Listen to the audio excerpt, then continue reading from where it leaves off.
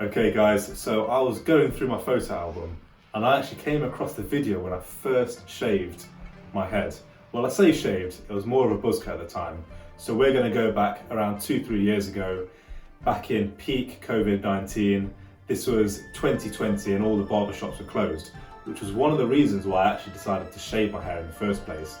At this point, I did know I was starting to lose my hair, but I thought, you know what, let's shave it all off and see how it looks. So the first time I shaved it off, which you will see later on in this video, I took it to around a grade 4 or 5, I think the equivalent will be in terms of a buzz cut.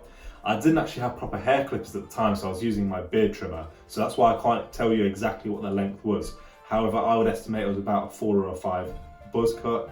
So I didn't know at the time this was going to be the start of my balding journey, and that I would go shorter and shorter and shorter over the years until eventually in around end of 2021, I shaved it off completely with a razor blade, and I've just kept it at a grade 0 with electric trimmers ever since. So you're going to see the video now showing quite a important and significant moment for me, which is my first ever buzz cut. So I hope you enjoy, guys.